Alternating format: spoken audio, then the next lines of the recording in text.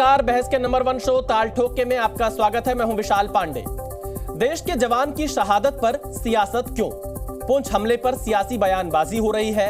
इस पर ही नहीं, पूरा देश सवाल पूछ रहा है कि आतंक पर वोट पॉलिटिक्स के लिए किंतु परंतु कब तक चलेगा। जम्मू कश्मीर के पुंछ में वायुसेना के काफिले पर हुए हमले में एक जवान की शहादत से देश गुस्से में है। इस हमले में 4 जवान घायल भी हुए हैं। नापाक हमले को अंजाम देने वाले आतंकियों की तलाश में घने जंगल का चप्पा चप्पा खंगाला जा रहा है। इस बीच पुंछ हमले को लेकर सियासत शुरू हो गई। इसकी शुरुआत करते हुए कांग्रेस नेता पप्पू यादव ने सवाल उठाए। कहा, आखिर चुनाव के समय पर ही ऐसी घटनाएं क्यों होती हैं? उसके बाद आरजेडी नेता मनोज झा भी पप्पू यादव के सुर से सुर मिलाते नजर आए। उन्होंने सवाल उठाते हुए पूछा, क्या यह इंटेलिजेंस की नाकामी नहीं है? इससे पहले जम्मू कश्मीर के पूर्व मुख्यमंत्री और नेशनल कॉन्फ्रेंस के नेता फारूक अब्दुल्ला ने भी पाकिस्तान राग अलापा था। उन्होंने आतंकिस्तान से बातचीत शुरू करने की वकालत की थी। कांग्रेस, आरजेडी और नेशनल कॉन्फ्रेंस के नेताओं के बयान पर योगी आदित्यनाथ ने जोरदार प्रहार किया। उन्होंने विपक्षी दलों के नेताओं के बयान को आतंकवाद को संरक्षण देने वाला, राष्ट्रीय सुरक्षा से खिलवाड़ करने वाला और शहादत को अपमानित करने वाला बताया और कहा कि इससे देशद्रोही तत्वों का दुस्साहस बढ़ेगा। वहीं महाराष्ट्र की सियासत में हेमंत करकरे की शहादत पर सवाल उठाने को लेकर भी संग्राम छिड़ा हुआ है। कांग्रेस नेता विजय वडेत्तीवार ने करकरे की मौत को लेकर जो दावा किया है, उस पर बीजेपी नेताओं ने आपत्ति जताई है। क्या यह राजनीति है? करेंगे तमाम मुद्दों पर चर्चा। उससे पहले देखिए हमारी ये रिपोर्ट।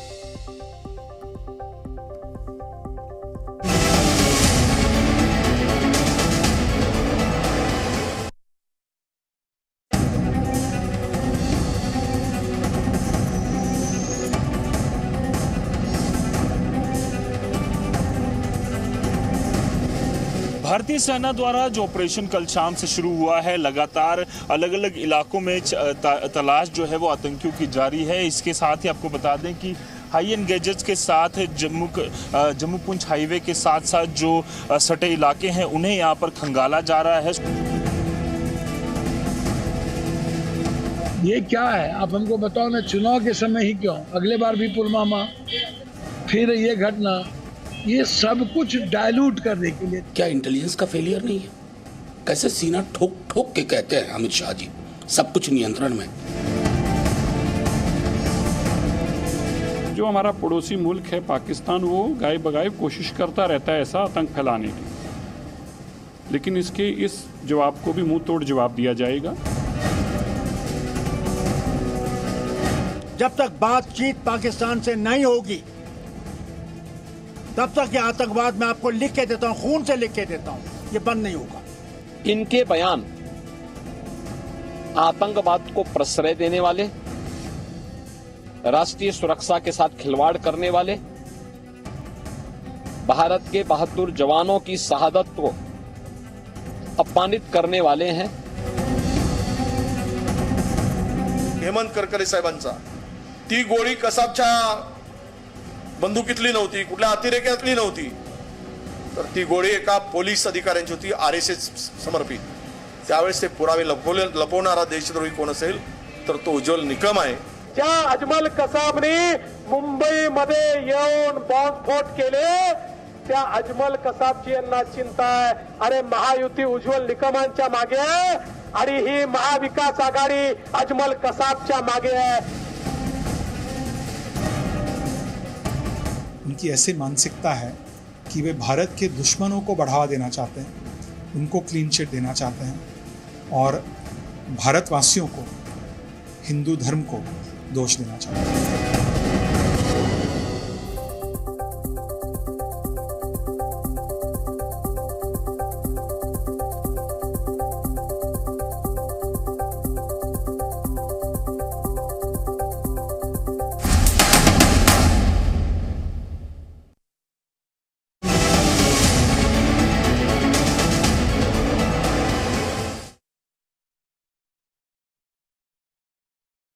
चुनाव के समय ही क्यों? अगले बार भी पुलवामा, फिर ये घटना, ये सब कुछ डायलूट करने के लिए। तो देखिए, सबसे बड़ा सवाल यही है कि आखिरकार शहादत पर सियासत क्यों। हमारे साथ इस मुद्दे पर बातचीत करने के लिए मौजूद हैं प्रेम शुक्ला जी, भारतीय जनता पार्टी के प्रवक्ता है। प्रेम जी, आपका बहुत स्वागत है। रविंद्र शर्मा जी, कांग्रेस के प्रवक्ता, हमारे साथ जुड़े। रविंद्र जी, आपका भी बहुत स्वागत है। AK वाजपेयी, LJPR के प्रवक्ता, हमारे साथ जुड़े। वाजपेयी जी, आपका भी बहुत स्वागत है। नीलोफर मसूद, यहां पर NC की नेता है, हमारे साथ जुड़ रही हैं, आपका भी बहुत स्वागत है। इसके अलावा दानिश कुरैशी, AIMIM के नेता भी हमारे साथ हैं। दानिश जी, आपका भी बहुत स्वागत है। पहला सवाल रविंद्र शर्मा जी आपसे है मेरा, आखिरकार शहादत पर सियासत क्यों, और पप्पू यादव ये क्यों कह रहे हैं कि चुनाव के वक्त ही ऐसा क्यों हो रहा है? आखिरकार चुनाव से क्यों इस चीज को जोड़ रहे हैं? एक जवान शहीद हुआ है देश का। जो जवान शहीद हुआ उसको हमारा सलूट, उसके परिवार को हमारा सलूट। बहुत दुखद हैं हम, बहुत चिंता का विषय है, लेकिन बुनियादी सवाल ये है कि आतंकवादी हमले क्यों और सेना पे बार बार हमले क्यों? 6 हमले हो गए, 21 जवान शहीद हो गए, दर्जनों भर अपाहिज हो गए, और जौहरी पहुंच में मिलिटेंसी फुल स्केल पे रिवाइव हो गई है। बुनियादी सवाल ये है, कोई क्या कहता है वो अलग बात है, कौन शहादत को अपमान कर रहा है, लेकिन बार बार शहादतें कब तक बर्दाश्त की जाएंगी? ये तो बड़े दावे ठोकते थे। बसंतगढ़ उधमपुर डिस्ट्रिक्ट में है, वहां भी आतंकवादी हमला हुआ। जो एरिया पिछले 2 दशक से साइलेंट थे, मैं जौहरी पुंछ का रहने वाला हूं, और वहां आज हमें भी खतरा है जाने में। इतनी वारदातें हो गई। 1 जनवरी को लास्ट ईयर 7 वहां माइनॉरिटी कम्युनिटी के लोगों को मौत के घाट उतारा जाता है। लालजी साहब वहां थे, बहुत दावे किए गए कि बिल डिफेंस गार्ड बनाए जाएंगे, SLR दिए जाएंगे। रविंद्र जी, रहने वाला हूँ, सिर्फ इसलिए ये हमले बढ़ रहे हैं। चिंता ये है सरकार जागे, सरकार रोके। इंटेलिजेंस या बाकी चीजें कहा थी कि आप हाईवे पे चलते हैं, सेना के वाहनों पे बार बार हमले होते हैं। नहीं, रविंद्र जी देखिए, सरकार से आप सवाल पूछ रहे हैं, मैं इसका जवाब प्रेम शुक्ला जी से लूंगा, लेकिन यहां पर पप्पू यादव आखिरकार इसे चुनाव से क्यों जोड़ रहे हैं? क्यों पुलवामा से इसकी तुलना कर रहे हैं? एक जवान शहीद हुआ है, 4 जवान घायल हुए हैं, और इसे चुनाव से पप्पू यादव जोड़ रहे हैं। आप पप्पू यादव के बयान का समर्थन करते हैं या विरोध करते हैं?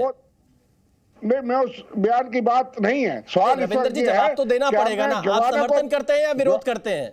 आप ऐसे बच के तो नहीं जा सकते हैं। करता हूं। उन्होंने किस भाव से पूछा वो अलग बात है। उन्होंने कहा कि चुनाव के समय तो इतनी सतर्कता है, इतनी सेना है वहां। नहीं, अगर आप एक बार दोबारा सुनना चाहते हैं, मैं अपनी टीम से कहूंगा कि पप्पू यादव का वो बयान निकाल कर रखें। मैं आपको वो बयान पप्पू यादव का सुनाना चाहूंगा कि आखिरकार पप्पू यादव ने क्या बोला है, ताकि आप क्लैरिटी के साथ इस पर जवाब दे सकिए। अगर ये बाइट रेडी हो तो मैं चाहूंगा इस बाइट को एक बार सुना दे। पप्पू यादव की बाइट एक बार सुनाई जाए। एक सेकंड रविंद्र जी, मैं आ रहा हूं। पप्पू यादव, हमको बताओ ना, ये क्या है? आप हमको बताओ ना, चुनाव के समय ही क्यों? अगले बार भी पुलवामा, फिर ये घटना, ये सब कुछ डायल्यूट करने के लिए। जवाब दीजिए, ये सब कुछ भटकाने के लिए है। भाई क्या पता है पप्पू यादव को, ये कैसा बयान दे रहे हैं? सत्यपाल मलिक के जवाब पे जवाब आना चाहिए था ना भाजपा का। उन्होंने कहा कि पुलवामा बच सकता था, जवान शहादत बच सकती थी अगर 5 हेलीकॉप्टर दिए होते। अगर वो कह रहे हैं तो उसके पीछे तथ्य हैं, लेकिन आज तो इतनी सत्ता, इतनी सेना, फिर अगर वारदातें हो रही हैं। बुनियादी बात ये नहीं है कि पप्पू यादव ने कह दिया, क्या कहा। चलिए, आपकी बात हो गई। आप पप्पू यादव के बयान, आप पप्पू यादव के बयान का समर्थन कर रहे हैं? नहीं, जल्दी से बताइए, और भी मेहमान इंतजार कर रहे हैं। आप विरोध में या समर्थन में हैं? नहीं, मैं कोई विरोध समर्थक की बात नहीं। चलिए, कोई बात नहीं। मैं प्रेम शुक्ला जी से जवाब लेता हूं। आपने जो सवाल उठाए हैं, प्रेम शुक्ला जी, जो हालत प्रेम शुक्ला जी, कांग्रेस कह रही है इंटेलिजेंस क्या कर रही थी, कहां फेल्योर है इंटेलिजेंस का, कैसे यह हमला हो गया? देखिए, इंटेलिजेंस के लगातार सतर्कता के कारण ही जो इस देश में आए दिन रेलवे स्टेशनों पर हमले होते थे, मंदिरों पर हमले होते थे, स्कूलों पर हमले होते थे, PSC बॉम्बे स्टॉक एक्सचेंज पर हमले होते थे, एयर इंडिया की बिल्डिंग पे हमला होता था, श्रमजीवी एक्सप्रेस पर हमला होता था, दिल्ली हाई कोर्ट में हमला होता था, संकट मोचन मंदिर पर हमला होता था, रघुनाथ मंदिर पर हमला होता था, अक्षरधाम मंदिर पर हमला होता था। ये सारे हमले जो हैं, ये आपने पिछले 10 वर्षों में सुने हैं क्या?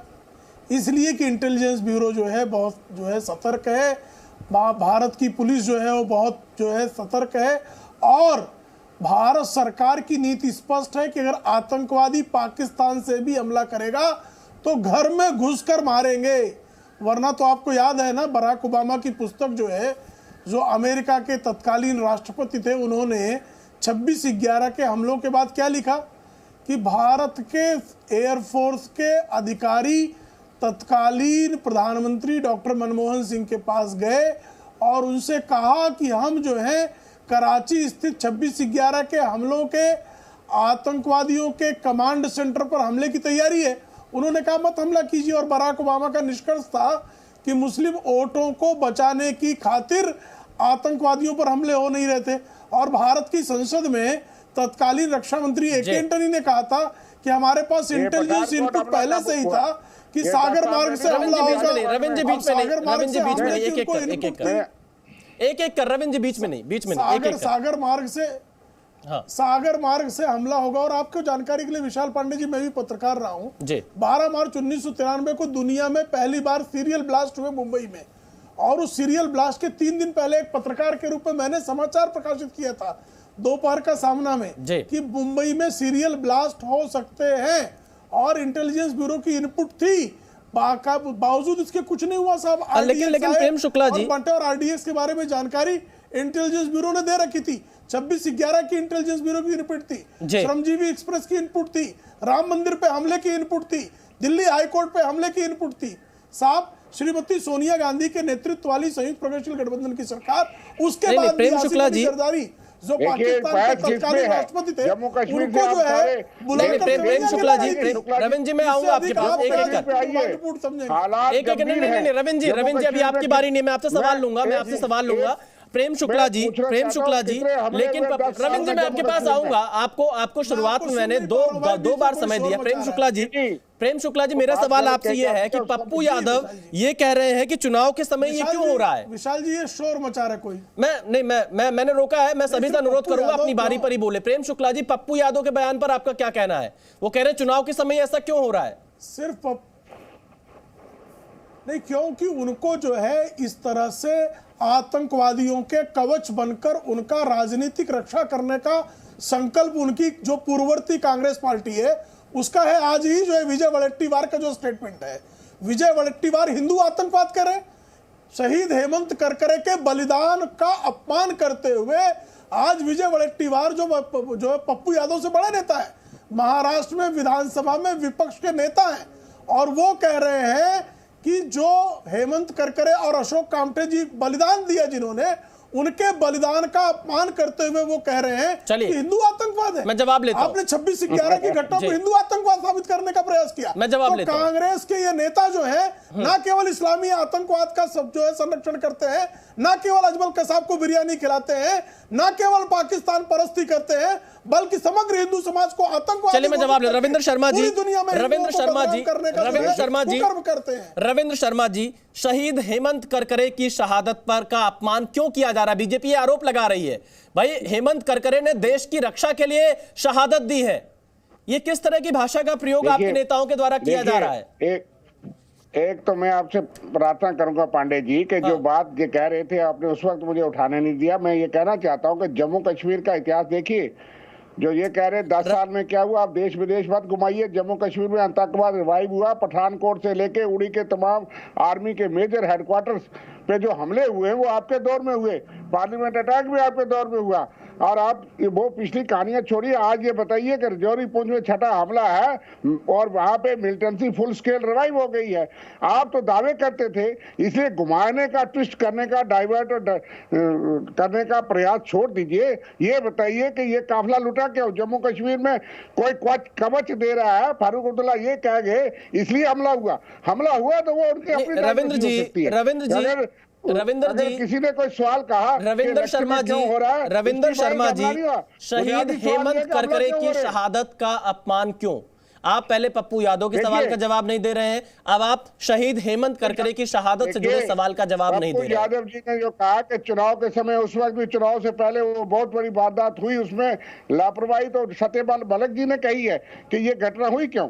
अगर पप्पू यादव जी आज उसका जिक्र करते हैं, आज भी चुनाव है और इतनी सेना के बावजूद हमले हो जाते हैं, और आप कहते हैं हमारी सरकार जो है वो बड़ी काबिल है, बड़ी नहीं, रविंद्र जी आप इस पर थोड़ा क्लैरिटी दीजिए, आप कहना क्या चाह रहे हैं? रविंद्र जी आप थोड़ा इस पर क्लैरिटी दीजिए, आप कहना क्या चाह रहे हैं? कहना ये चाह रहे हैं कि ये खोखले दावे करते हैं। आतंकवाद जम्मू कश्मीर में बहुत पैमाने पे टारगेटेड किलिंग्स हुई, पिछले 2 साल 2.5 साल में। नहीं, आप अभी चुनाव का जिक्र कर रहे थे, आप अभी चुनाव का जिक्र कर रहे थे।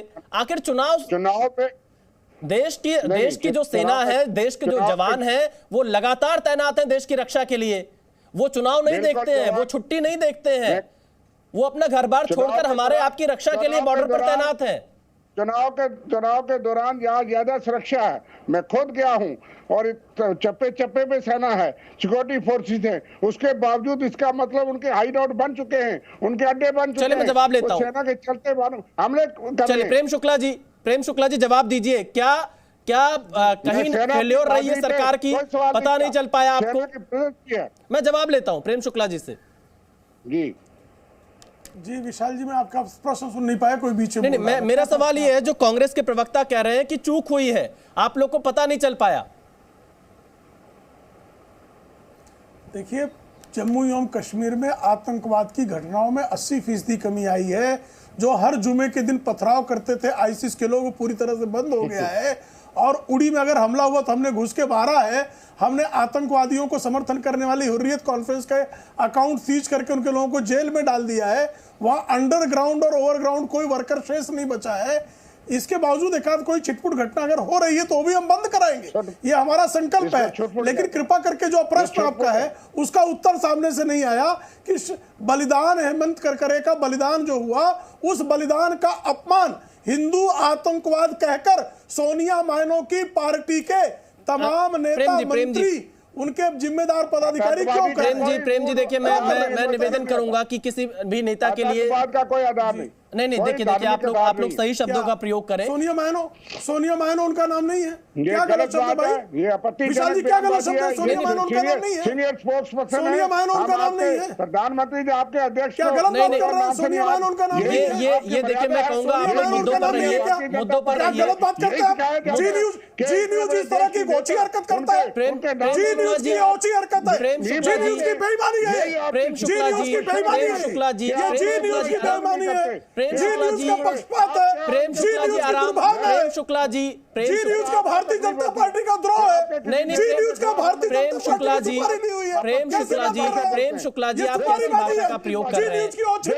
प्रेम शुक्ला जी, आप कैसी भाषा का प्रयोग कर रहे हैं? मुद्दों पर रहिए, मुद्दों। नहीं, प्रेम शुक्ला जी मुद्दों पर रहिए। प्रेम शुक्ला जी मुद्दों पर बातचीत करिए। खैर चलिए हमारे साथ डिक्शनरी में मैं मुद्दे पे ही बात कर रहा हूँ। नहीं, प्रेम शुक्ला जी, जो कहाँ की गलत भाषा है? प्रेम शुक्ला जी मुद्दों पर बात करिए। खैर चलिए, नीलोफर मसूद जी हमारे साथ जुड़े। नीलोफर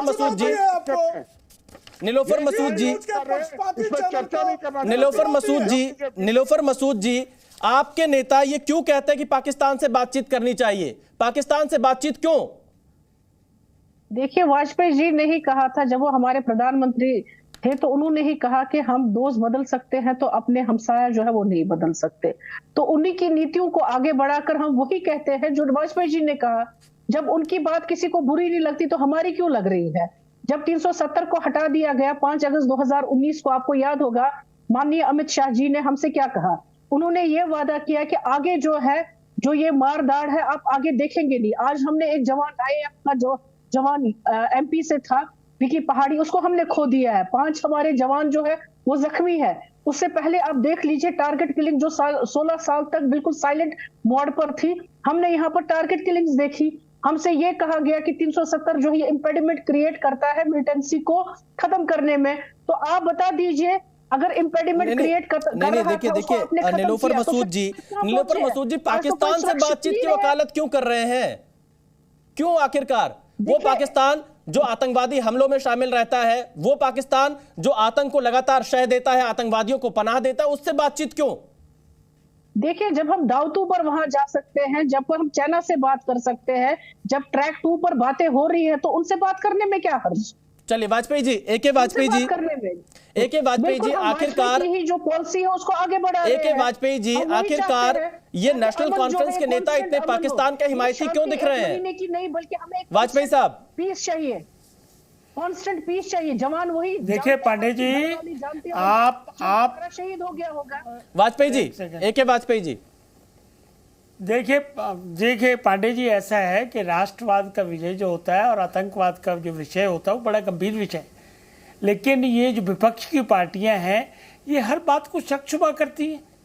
मतलब आतंकवाद कितनी गहरी समस्या है, उसको जम्मू एंड कश्मीर में कितने इत्मीनान से, कितने तरीके से उसको एक सेकंड नीलोफर जी बीच में नहीं, अभी वाजपेयी जी की बारी है। नहीं, नीलोफर जी वाजपेयी जी की बारी है, नीलोफर जी वाजपेयी जी की बारी है जी। देखिए कश्मीर में जहां तक सवाल है, पत्थरबाजी बंद हुई, 0% आ गई है पत्थरबाजी। आतंकी घटनाएं इसी सरकार ने कंट्रोल।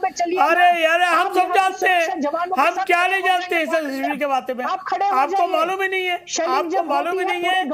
हमारी पार्टी भी कश्मीर में बहुत ज्यादा इफेक्टिव है और मैं कश्मीर का इंचार्ज रहा हूँ 1990 से बकायदा इंचार्ज हूँ अपनी पॉलिटिकल पार्टी के। एक एक घर में जाके मैंने कश्मीर में मिला हूँ लोगों से, और कश्मीर के देखिए सवाल ये नहीं है।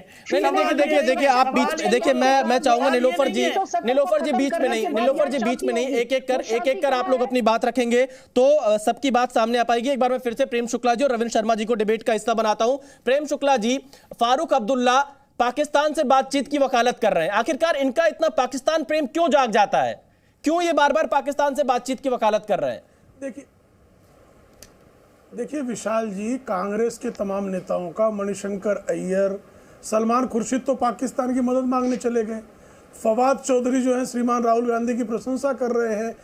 इसी तरह से पीडीपी जो एक बना था गुपकार अलायंस लगातार पाकिस्तान के समर्थन में बातें करता रहता है। इसी तरह से जो इंडी अलायंस है, इंडी अलायंस के तमाम नेता जो हैं, कांग्रेस के नेतृत्व वाला इंडी अलायंस का पाकिस्तान का प्रेम जो है वो हमेशा, जैसे बराक ओबामा ने जो पुस्तक में लिखा ना कि मुस्लिम तुष्टीकरण के चलते जो है 26/11 की घटना के बाद कराची के कमांड सेंटर पर हमला नहीं किया गया, तो जो मुस्लिम तुष्टीकरण, मुस्लिम वोट बैंक की जो लालच है, वो लालच पीडीपी को भी है, वो फारूक अब्दुल्ला को भी है, वो लालच कांग्रेस को भी है, वो लालच टीएमसी को भी है, वो आम आदमी पार्टी को भी है, वो समाजवादी पार्टी को भी है, वो आरजेडी को भी है, पप्पू यादव भी उसी लालच में है पूर्णिया में। तो इस देश में एक बड़ा वर्ग जो है पाकिस्तान को मुसलमानों का आदर्श मानता है और वो समझता है कि पाकिस्तान जो है वो इस देश के मुस्लिम वोट बैंक की चाबी रखता है। वो इस कारण जो है इस देश के मुसलमानों को भी वो एक तरह से आरोपी के पिंजरे में खड़ा करते हैं। इस देश का मुसलमान ऐसा है नहीं, लेकिन राजनीतिक दल इस देश के मुसलमानों को भी हमेशा संदेह के दायरे में खड़ा करने का जवाब लेता हूं रविंद्र शर्मा जी से। रविंद्र शर्मा जी, क्या वोट बैंक की पॉलिटिक्स के चलते पाकिस्तान का राग अलापा जा रहा है, और क्या आप भी फारूक अब्दुल्ला के बयान का समर्थन कर रहे हैं कि पाकिस्तान के साथ बातचीत होनी चाहिए? कांग्रेस पार्टी का स्टैंड क्या है? देखिए पांडे जी, आपका बहुत बढ़िया सवाल है, जवाब भी थोड़ा बढ़िया दीजिएगा, घुमा के नहीं सर। दीजिए पड़े, लेकिन एक बढ़िया रिक्वेस्ट आपसे ये कर रहा हूँ कि शुक्ला जी और आप ये तो पूछिए किसी से कि ये आतंकवादी हमले इतने बढ़ क्यों गए, सेना के जवान बचाने हैं कि नहीं बचाने? फारूक अब्दुल्ला साहब के कहने से हमले नहीं हुआ रहे। अगर उनका अपना एक राय है तो उनकी राय हो सकती है, ये तो गवर्नमेंट ऑफ इंडिया को तय करना है, फॉरेन पॉलिसी को तय करना है कि कब बातचीत करनी है या नहीं करनी है। रविंद्र जी देखिए, गवर्नमेंट ऑफ इंडिया का व्यू मैं प्रेम शुक्ला जी से पूछूंगा, उनकी पार्टी सत्ता में है, लेकिन मैं फिलहाल रविंद्र जी देखिए, आपने शुरुआत में कहा, मैं आपकी पार्टी का स्टैंड जानना चाहता हूं। कांग्रेस पार्टी क्या सोचती है, पाकिस्तान के साथ बातचीत होनी चाहिए या नहीं होनी चाहिए? आपकी पार्टी का भी कोई स्टैंड होगा, आप एक राष्ट्रीय पार्टी है। सुनिए, हमारा स्टैंड यह है कि जो गवर्नमेंट ऑफ इंडिया के स्टैंड है, गवर्नमेंट ऑफ इंडिया को तय करना है, ये फॉरेन पॉलिसी की बात है। लेकिन वो तो जब सत्ता में आए थे वो कहते थे 56 इंच का सीना दिखाएंगे और talks and terror can not go together. फिर प्रधानमंत्री जी पे भी वो रूल लगता है कि नहीं लगता? जब वो बगैर बताए लाहौर पहुंच गए, शादी भी की, छाले भी बांटी, बिरयानी भी खाई, उनके लिए कोई असूल, कोई कानून, कोई सवाल नहीं पूछेगा। हमारे के लिए तो सवाल पूछते हैं, कोई बात करे तो सवाल आ जाता है। देखिए, नेशनल कॉन्फ्रेंस के नेता है, आपके साथ हैं, वो आपके साथ है, इसलिए आपका स्टैंड पूछा जा रहा है। खैर चलिए, मैं गवर्नमेंट ऑफ इंडिया का पहले स्टैंड ले लेता हूं ताकि आपको क्लैरिटी रहे। एक सेकंड रविंद्र जी, आपने कहा कि सरकार का जो स्टैंड होगा आप उसके साथ खड़े हैं। मैं एक बार प्रेम शुक्ला जी का स्टैंड जान लेता हूं, फिर मैं आपसे जवाब लूं। प्रेम शुक्ला जी, एक सेकंड, बहुत 30 सेकंड में बात कंप्लीट कर रहा हूं। प्रेम शुक्ला जी, मैं चाहूंगा 30 सेकंड में आप गवर्नमेंट ऑफ इंडिया और बीजेपी का स्टैंड बताइए, क्या पाकिस्तान से बातचीत होनी चाहिए या नहीं? एक सेकंड में आ गया मैडम, मैं आ रहा हूँ। नीलोफर जी, मैं आपके पास आ रहा हूँ। 30 सेकंड में प्रेम शुक्ला जी का जवाब। एक सेकंड, एक कर देखिए 2014 से रविंद्र जी, रविंदर जी, पहले प्रेम शुक्ला जी का मैं 30 सेकंड में एक जवाब ले रहा हूं, फिर आपके पास और नीलोफर जी के पास आ रहा हूं। प्रेम शुक्ला जी, क्या भारत सरकार का और बीजेपी का रुख क्या है?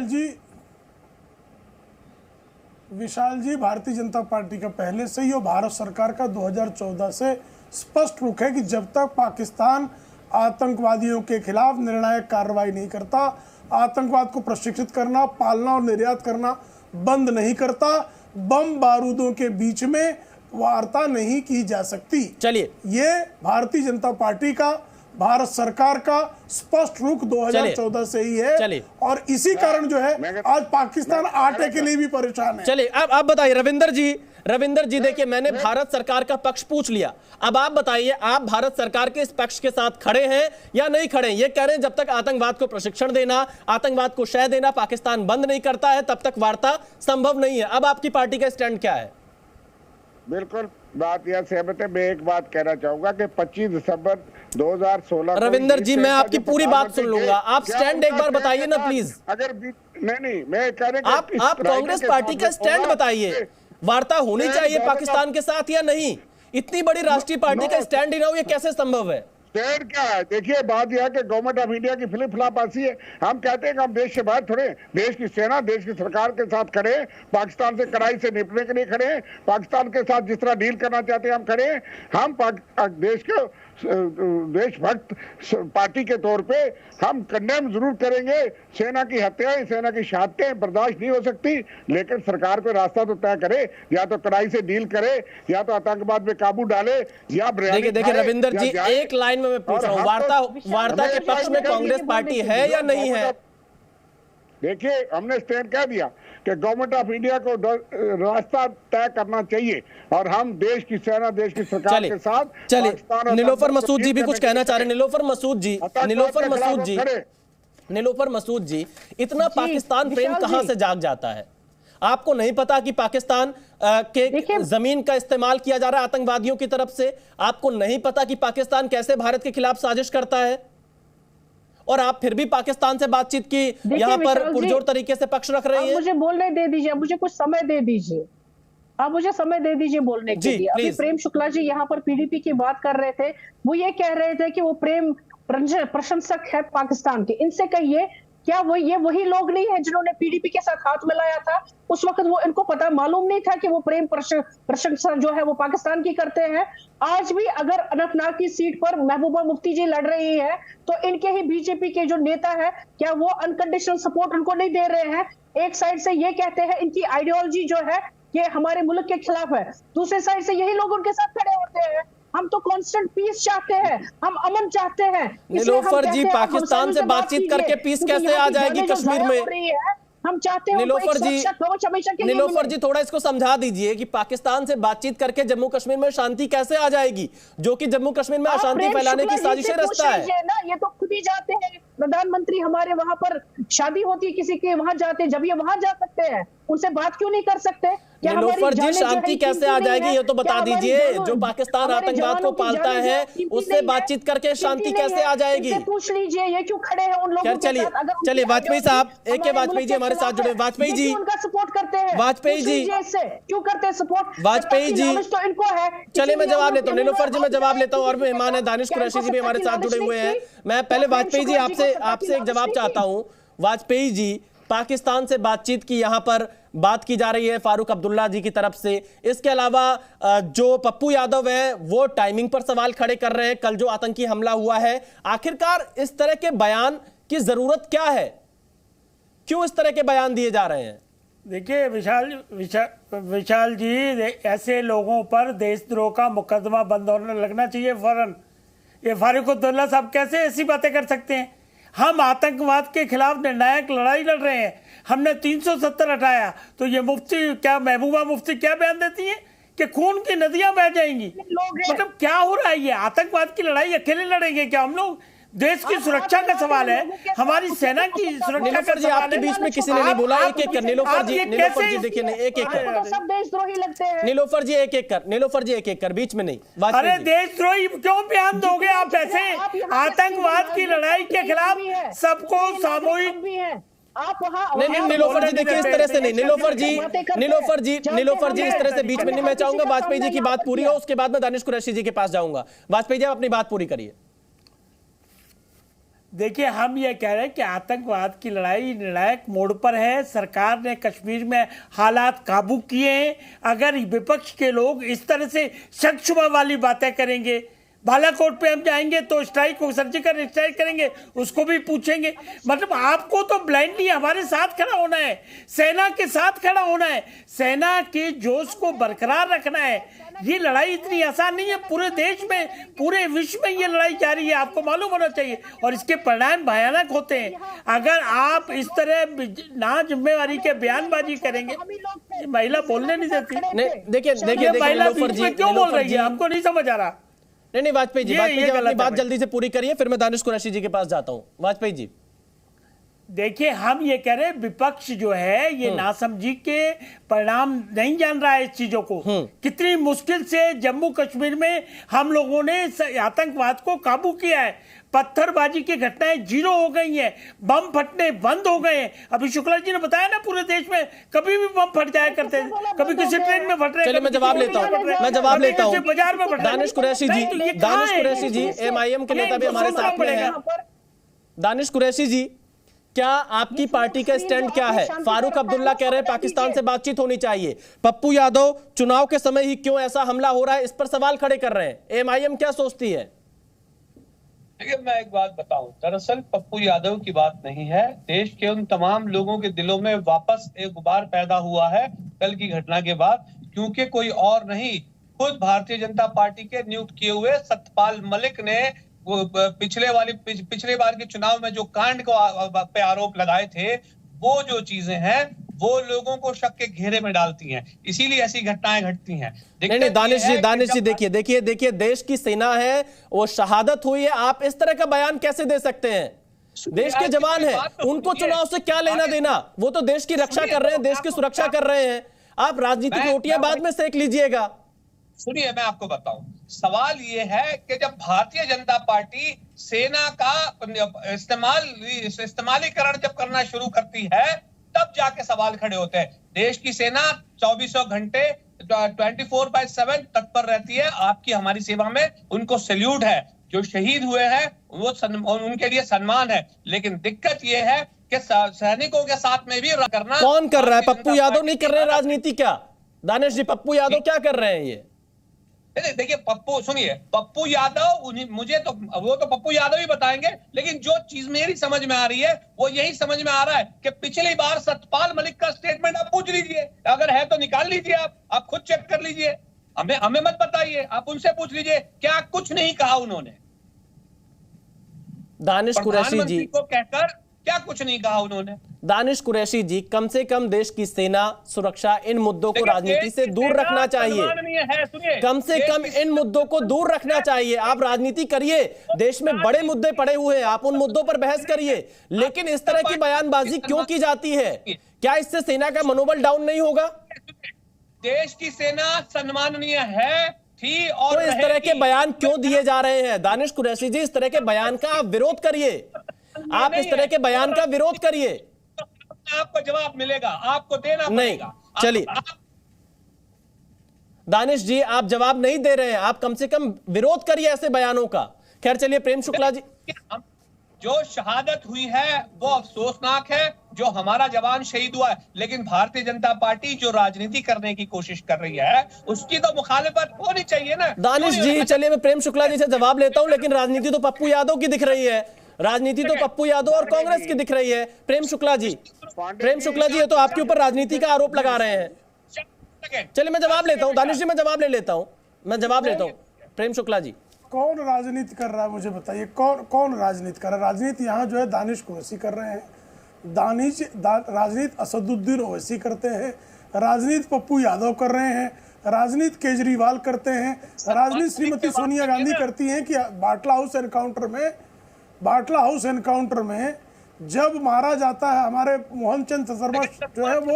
दानिश जी बीच में नहीं, दानिश जी एक एक कर आप स्काइप से जुड़े, आपकी आवाज साफ नहीं आएगी। एक आतंकवादी मारे जाते हैं, आतंकवादी मारा जाता है, जिहादी मारा जाता है तो सोनिया गांधी रोती हैं, श्रीमान असदुद्दीन ओवैसी, जिसके ऊपर आईएसआई का एजेंट होने का आरोप था और जो तमाम जो है हत्याओं में अभियुक्त नहीं, वो मुजरिम था, ऐसे जो है मुख्तार अंसारी के घर जाते हैं। आपने कभी जो है श्रीमान असदुद्दीन ओवैसी को किसी बलिदानी के घर पे, जो सेना का जवान बलिदान हुआ हो, जो पुलिस का जवान बलिदान हुआ हो, उसके घर कभी आपने देखा है उनको जाते हुए?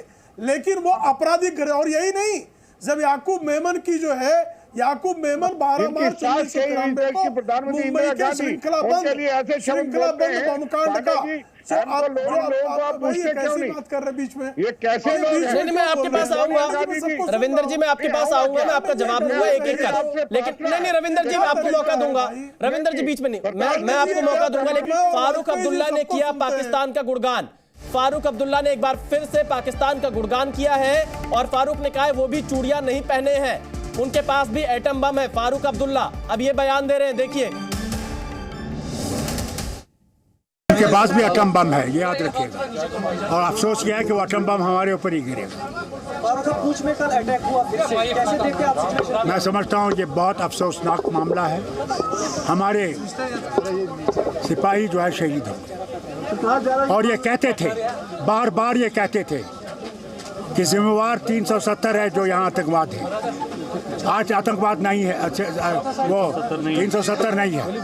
आतंकवाद है या नहीं है, इसका जवाब आप होम मिनिस्टर से पूछिए।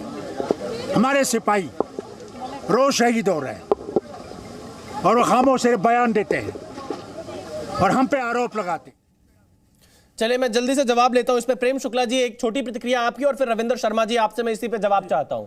अब तो ये कह रहे हैं पाकिस्तान के गुणगान में कि एटम बम भी पाकिस्तान के पास है। प्रेम शुक्ला जी, सिर्फ इतना ही नहीं है, इंडी अलायंस के एक जो दल हैं, घटक दल, वो कह रहे हैं कि भारत का जो एटम बम है उसको हमने नष्ट कर देना चाहिए, भारत का एटम बम नष्ट कर दिया जाना चाहिए। ये श्रीमती सोनिया गांधी के नेतृत्व में ये जो इंडी अलायंस कहता है, उन्हीं का दूसरा घटक दल कहता है पाकिस्तान के पास एटम बम है, तीसरा कहते हैं कि आतंकवादियों कितना भी हमला करते रहे तब भी आप जो है उनको आप सहते रहे। नीलोफर जी आप समझ सकते हैं। नहीं नीलोफर जी बीच में नहीं, नीलोफर जी बीच में नहीं, अगली बारी मैं रविंद्र शर्मा जी के पास आऊंगा। बीच में नहीं नीलोफर जी, देखिए आपके बीच में नीलोफर जी आप सभी के बीच में बोल रही है, इस तरह से डिबेट नहीं चल सकती है, आप सभी के बीच में नहीं बोल सकती है। नीलोफर जी आप सभी के बीच में नहीं बोल सकती, आपको बारी मिलेगी, आप सब अपनी बात रखिएगा। फिलहाल प्रेम शुक्ला जी आप अपनी बात पूरी करिए, फिर रविंद्र शर्मा जी। देखिए, फारूक अब्दुल्ला अपने अब्बा शेख अब्दुल्ला के जमाने से पाकिस्तान परस्त है, इसको एक बार उन्होंने फिर से सिद्ध किया। और पंडित जवाहरलाल नेहरू को जेल में क्यों बंद किया था? क्योंकि वो पाकिस्तान के तलवे चाट रहे थे। उनको जो शेख अब्दुल्ला को इंदिरा गांधी ने जेल में क्यों बंद किया? क्योंकि फिर बोल रही भाई है विशाल जी, क्या देखिए प्रेम जी एक सेकंड। नीलोफर मसूद जी आप मेरे साथ, नीलोफर जी एक सेकंड, नीलोफर जी आप मेरे साथ पहली बार डिबेट का हिस्सा बनी है। मैं आपको बता देता हूं नीलोफर जी, आप पहली बार मेरे साथ डिबेट का हिस्सा बनी है। आपसे विनम्र निवेदन है, आप बीच में इस तरह से अगर टोकेंगी तो आवाज साफ नहीं हो पाएगी। एक एक कर सभी को मौका दिया जाएगा। मैं चाहूंगा प्रेम जी आप अपनी बात को कंप्लीट करिए, रविंद्र शर्मा जी के पास फिर मुझे जाना है। देखिए, इसमें जो है बाकायदा 1998 में जब हमारा परमाणु से हथियार अटल जी के नेतृत्व में परीक्षण हुआ, तब भी सोनिया गांधी ने विरोध किया था, तब भी फारूक अब्दुल्ला उस तरफ खड़े थे। और आज भी इंडी अलायंस कह रहा है कि हमारा एटम बम नष्ट हो जाएगा, और उसी का एक पार्टनर कह रहा है चलिए मैं जवाब देता हूं, एटम बम पाकिस्तान के पास है। यानी एटम बम से भारत को डराना, भारत के नागरिकों को डराना और पाकिस्तान रविंद्र शर्मा जी का नंगा नाच किया जाए। रविंद्र शर्मा जी जवाब दीजिए, सामने जो है दुम दबा के बैठा। रविंद्र शर्मा जी जवाब दीजिए। कांग्रेस और उनके इंडिया अलायंस की नीति है। चलिए रविंद्र शर्मा जी जवाब दीजिए। देखिए, पहले तो पांडे जी मुझे सख्त आपत्ति है जिस तरह की भाषा शुक्ला जी एक सीनियर प्रवक्ता होकर के बोलते हैं। इनको सोनिया गांधी के पति, देश के प्रधानमंत्री राजीव गांधी देश के लिए शहीद हुए थे, वो आतंकवादियों के साथ खड़ी है। ऐसी भाषा बोलना इनकी मर्यादा बन गई है भारतीय जनता पार्टी। जब तक दो चार गाड़ी कौन सा गलत शब्द बोला मैंने? विशाल जी कौन सा गलत शब्द बोला? मैं पूछ लेता हूँ रविंद्र जी, कौन सा गलत शब्द है? रविंद्र जी आप बता दीजिए, रविंद्र जी जवाब दे दीजिए। कौन सा गलत शब्द है? जवाब इनको ये दे रहा हूँ कि मैंने अपनी भाषा और शैली को ठीक रखिए। आप अपनी भाषा जो मर्जी कहिए। रविंद्र जी बता दीजिए ना, कौन सी भाषा गलत बोली? बुनियादी तो बात कही आपने बोली भाई। श्रीमती नहीं कहना चाहिए आप अपना वीडियो देख लीजिए। चलिए रविंद्र शर्मा जी, अब आप जवाब दीजिए। अब आप जवाब दीजिए। फारूक अब्दुल्ला का जो बयान आया है, उनका पाकिस्तान प्रेम आप देख लीजिए, आपके सामने फारूक अब्दुल्ला का नया बयान। वो क्या बताना चाह रहे हैं? पाकिस्तान के पास एटम है तो क्या भारत के पास क्या है? देखिए, बात यह है कि उन्होंने कहा कि जंग में सबका नुकसान होगा, खून रेजी होगी, वो तो उन्होंने कहा, लेकिन यह कि कभी आप पाकिस्तान, फारूक अब्दुल्ला को भी पाकिस्तान परस्त कहेंगे, आप महबूबा मुफ्ती भी कहेंगे, मेन स्ट्रीम लीडर सबको कहेंगे आतंकवाद से कैसे लड़ेंगे। जितने लोग नेशनल कॉन्फ्रेंस के, कांग्रेस के, पीडीपी के शहीद हुए, अगर ये पाकिस्तान परस्त होते, उनके एमएलए मंत्री हमारे मारे गए, तो फिर क्यों मारे जाते? बीजेपी के तो अब शहीद होने लगे जब वो यहाँ सत्ता में आए, जो कोई 4 लोग, लेकिन आज इतिहास बताता है कि सैकड़ों हजारों हमारे काडर के लोग, तो इसलिए उनके बयान अलग हो सकते हैं। उन्होंने गंभीर चिंता बताई है, लेकिन देश के प्रधानमंत्री जी अगर जाते हैं लाहौर तो किस प्रयास में गए थे? 2014 में तो उन्होंने कहा था कि भाई हमें tax and terror can not go to the other. हम बिल्कुल साथ खड़े थे, खड़े हैं। पाकिस्तान के विरुद्ध, आतंकवाद के विरुद्ध कांग्रेस पार्टी का पूरा समर्थन है, लेकिन आप एक कदम उधर देते हैं, दूसरा कदम उधर देते हैं, लाहौर बिरयानी खाते हैं। चलिए निलोफर मसूद जी, निलोफर मसूद जी एनसी के नेता है। निलोफर जी, अब आपकी बारी है। अब आप ही बता दीजिए। मैं आता हूं रविंद्र जी। निलोफर जी, आप ही बता दीजिए, फारूक अब्दुल्ला क्या बताना चाह रहे हैं, किसको डराना चाह रहे हैं? विशाल जी, पाकिस्तान के पास एटम है, ये बता के क्या जताना चाह रहे हैं? देखिए विशाल जी, हमने आज एक जवान को खोया है और 5 हमारे जख्मी हैं।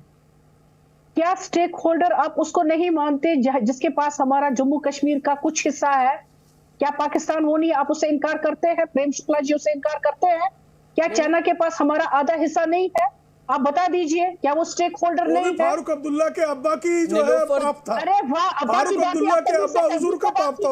आपको तहजीब होनी चाहिए, आपको तो तमीज, आपको हुजूर गलत है। हमने जवानों को अब्बा हुजूर गलत है, अब्बा हुजूर तहजीब नहीं है, कारण गजब है।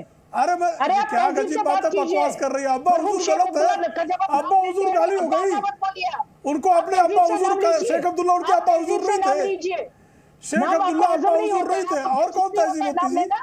डाइजेस्ट नहीं होता आपसे? अजीब है, बदतमीज महिला। नहीं, देखिए मुद्दे पर मैं चाहूंगा, मुद्दे पर निलोफर जी आप जवाब दीजिए, सवाल का जवाब दीजिए। ये महिला जो बदतमीजी पे, नहीं निलोफर जी मुद्दे का जवाब दीजिए। निलोफर जी मुद्दे का जवाब दीजिए, सवाल का जवाब दीजिए, मुद्दे पर रहिए। मेरा ये कहना है, आखिरकार फारूक अब्दुल्ला किसको डर दिखाना चाह रहे हैं? निलोफर जी, आखिरकार फारूक अब्दुल्ला किसको डर दिखाना चाह रहे हैं? देखना चाहते हैं तो क्या गलत बोलते हैं हम?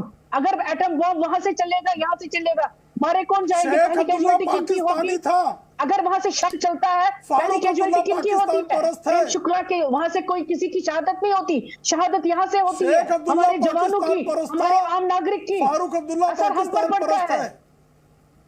अरे आप तो बोलेंगे, आपको आदत ही है टैग लगाना। जितने आप अपने भारत से प्यार करते हैं उतना हम भी करते हैं, आपके बोलने से नहीं होगा।